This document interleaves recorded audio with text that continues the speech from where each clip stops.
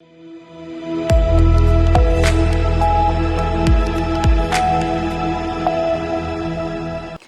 एक बार फिर से आपका स्वागत है सी न्यूज भारत के मध्य प्रदेश और छत्तीसगढ़ बुलेटिन में, जहां हम शुरुआत करेंगे बैतूल से।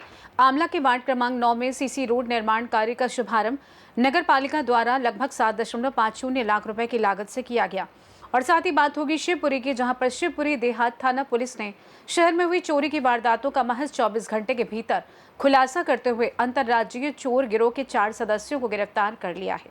ऐसी तमाम खबरों पर करेंगे विस्तार से चर्चा। भोपाल जिला अभिभाषक संघ के द्विवार्षिक चुनाव 2026-28 के लिए 16 जुलाई को मतदान होना है। चुनाव को लेकर सभी प्रत्याशी प्रचार अभियान में जुटे हैं। उपाध्यक्ष पद की उम्मीदवार वरिष्ठ अधिवक्ता सुषमा पाल लगातार अधिवक्ता साथियों से जनसंपर्क कर समर्थन मांग रही हैं। उन्होंने अधिवक्ताओं से स्नेह, विश्वास, आशीर्वाद और अपने अमूल्य मत का समर्थन देने की अपील करते हुए कहा कि यदि उन्हें अवसर मिला तो वे अधिवक्ताओं के हितों की रक्षा, संगठन को और मजबूत बनाने तथा पारदर्शी व सक्रिय कार्यशैली के साथ सभी सदस्यों की समस्याओं के समाधान के लिए निरंतर कार्य करेंगी। और ये यदि आएंगी चुनाव में यदि ये जीतेंगी और ये यदि आएंगी तो इससे है ना जो युवाएं वकील लोग हैं उन लोगों के लिए बहुत फ़ायदा होगा। वो लोग आगे बढ़ेंगे और उनकी जो प्रॉब्लम्स है वो भी दूर होगी। महिला के लिए मैम बहुत कुछ करे, क्योंकि जूनियर्स जो आते हैं कोर्ट में उनको बहुत सारी प्रॉब्लम्स फेस करनी पड़ती है। जो मैम अगर बनती है तो महिला, स्पेशल महिलाओं के लिए बहुत कुछ करेगी। बस मेरी यही उम्मीद है कि ये चुनाव जीते यहाँ।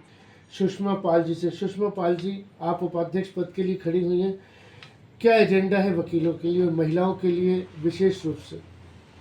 मेरा पहला तो मैं एजेंडा बताऊंगी, क्योंकि हमारे एडवोकेट्स होते हैं वो रेगुलर प्रैक्टिस करते हैं, कई सालों तक करते हैं।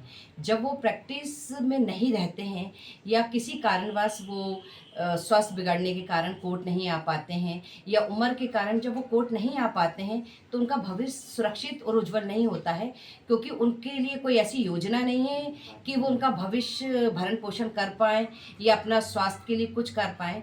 तो मेरा है कि अगर मैं वो उपाध्यक्ष पद के लिए आती हूँ तो सबसे पहले मुझे हमारे भाइयों के लिए, हमारे वरिष्ठ अधिवक्ताओं के लिए, हमारी बहनों के लिए जो एक उम्र के बाद न्यायालय में नहीं आ पाती हैं, तो उनके लिए ऐसी योजना लाना जिससे वो अपना जीवन अच्छे से यापन कर पाएँ, किसी और पे निर्भर ना रहें, आत्मनिर्भर बने रहें। और अगर वो रेगुलर प्रैक्टिस नहीं करते तो कुछ ऐसी पेंशन योजना हो उनके लिए भविष्य में, ताकि वो किसी पे डिपेंड ना होकर सेल्फ डिपेंड रहे अगर वो प्रैक्टिस छोड़ भी देते हैं कई साल प्रैक्टिस करने के बाद। महिलाओं के लिए आपकी क्या योजना रहेगी? महिलाओं के लिए है विशेष, क्योंकि हमारा बार रूम है, महिलाएं हैं जरूर अधिवक्ता, पर उन पे इतना विशेष ध्यान नहीं दिया जाता है। तो उनके लिए सबसे पहले कि जो हमारा महिला बार रूम है उसको व्यवस्थित किया जाए, क्योंकि वो भी इक्वल है पुरुष अधिवक्ताओं के। तो उनके लिए जो अच्छी बैठने की व्यवस्था, अच्छे से जहाँ वो रह पाए, उनका जो रूम है अभी इस तरह से है कि जहाँ वो बैठती हैं प्रॉपर तरीके से सिटिंग का नहीं है, वहाँ जहाँ खाना खाती हैं वहाँ स्मेल आती है, वॉशरूम ऐसे बने हुए हैं छोटे कि उनको दिक्कत होती है। तो उन सब के लिए कि हम महिलाओं के लिए ऐसी व्यवस्था करें जहाँ पे महिला अगर दिन भर अपना देती हैं तो वो आरामदायक जगह हो, और थोड़ा अगर रिलैक्स करने आती है तो आराम से बैठ पाएँ, अच्छे से बैठ के खाना खा पाएँ, साफ़ सुथरी जगह पे। अगर आप जीतती हैं तो आपके जो कॉम्पिटिटर हैं उनसे आप अलग क्या करना चाहेंगी?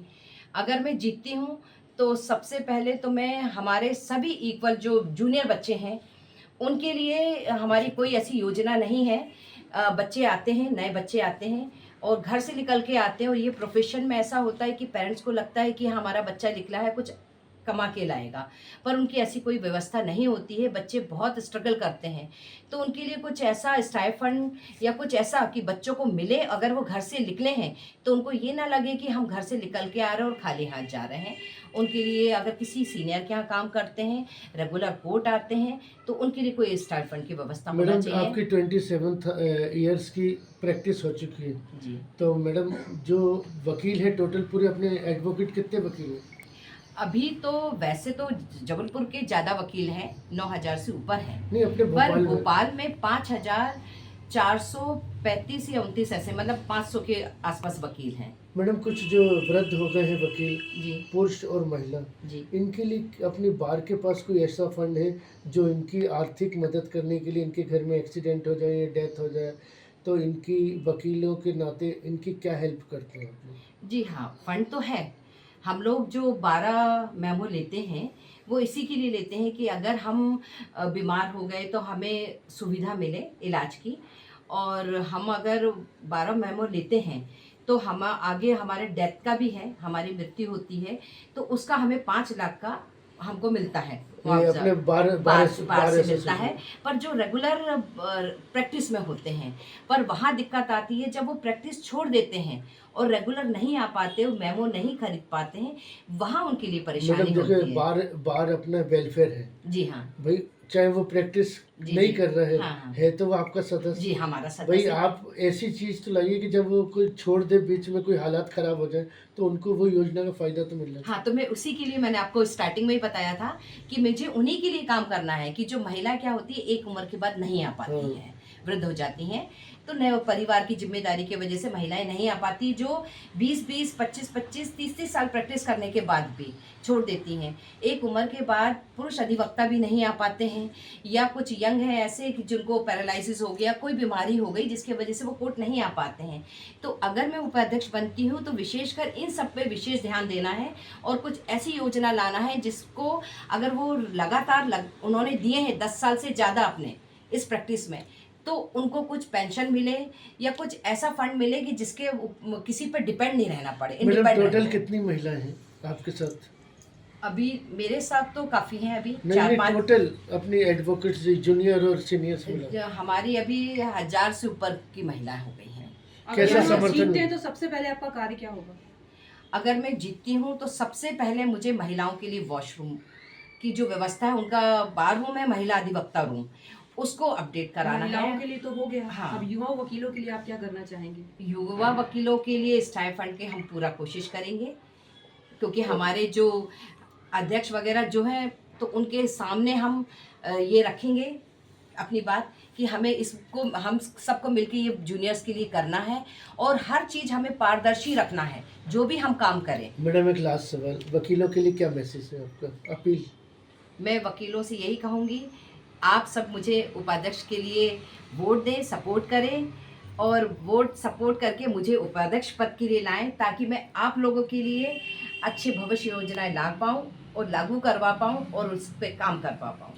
भोपाल से सीनू संवाददाता ऋषेंद्र की रिपोर्ट।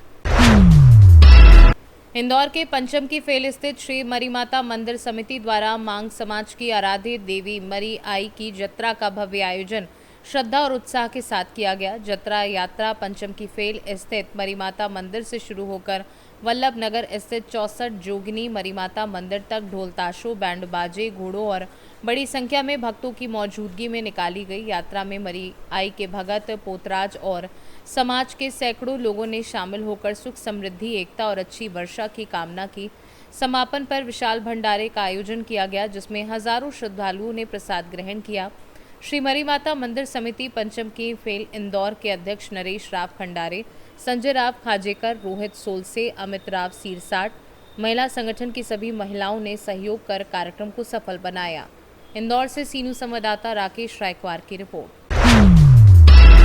उज्जैन जिले की भाटपचलाना थाना पुलिस ने थाना प्रभारी सत्येंद्र चौधरी के नेतृत्व में बड़ी कार्यवाही करते हुए पशु चोरी और अवैध जहरीली शराब तस्करी का खुलासा किया है। पुलिस ने 2 आरोपियों को गिरफ्तार कर उनके कब्जे से करीब 2.5 लाख रुपए मूल्य की चोरी की गई 2 मुर्रा भैंसें, 70 लीटर अवैध जहरीली शराब तथा तस्करी में प्रयुक्त एक महिंद्रा लोडिंग वाहन जब्त किया है। प्रारंभिक जांच में पता चला है कि आरोपी पशु चोरी के साथ साथ अवैध शराब की तस्करी के धंधे में भी सक्रिय थे। पुलिस ने दोनों आरोपियों को न्यायालय में पेश कर जेल भेज दिया है, जबकि मामले की विस्तृत जांच जारी है। सर, भाटपचलाना पुलिस ने पशु चोरी व शराब तस्कर पकड़े हैं, इसका पूरा मामला क्या है? ये मामला इस प्रकार है कि हमारे थाना क्षेत्र के गांव कमठाना में दिनांक 24/6/2026 को विकास पाटीदार की 2 भैंसें कीमती 2.5 लाख रुपये उसके खेत से अज्ञात बदमाश चोरी करके ले गए थे, जिनकी पतारसी हमारे द्वारा की जा रही थी। इस पर कल दिनांक 12/6/2026 को गांव कमठाना से रतलाम रोड पर सूचना मिली थी कि एक लोडिंग वाहन में अवैध शराब लेकर कुछ बदमाश लोग आ रहे हैं, जिस पर थाना भाट पचलाना की टीम द्वारा उनको मौके पर जाकर रोका गया। उक्त लोडिंग वाहन में से 70 लीटर कच्ची जहरीली शराब आरोपी राहुल मालवी निवासी बपैया और ओंकार चंद्रावत निवासी बपैया थाना महिदपुर रोड के कब्जे से जब्त की गई थी, जिस पर धारा 34(2) एवं 49 आबकारी अधिनियम का प्रकरण पंजीबद्ध किया गया है। बाद में इन्हीं आरोपियों से पूछताछ करने पर इन्होंने बताया कि प्रकाश पाटीदार निवासी कमठाना की भैंसें भी हमारे द्वारा ही चोरी की गई थी, जिस पर इनके कब्जे से आज दिनांक को इनके गांव बपैया से 2 भैंसें कीमती 2.5 लाख रुपए की आज जब्त की गई है। कुल मिलाकर इनके कब्जे से 70 लीटर अवैध शराब, 2 भैंस, 1 लोडिंग वाहन, कुल कीमती 7.5 लाख रुपए का मसूदा जब्त किया गया है। आरोपियों को आज न्यायालय पेश किया जाएगा, जहां से अन्य प्रकरणों में भी इनके द्वारा चोरी करने के संबंध में पूछताछ की जाएगी। उज्जैन से सी न्यूज़ संवाददाता विजय सोलंकी की रिपोर्ट। फिलहाल के लिए इस खास बुलेटिन में बस इतना ही। देश दुनिया की तमाम बड़ी खबरों को जानने के लिए जुड़े रहिए सी न्यूज़ भारत के साथ। हर खबर आपके साथ, आपके हाथ।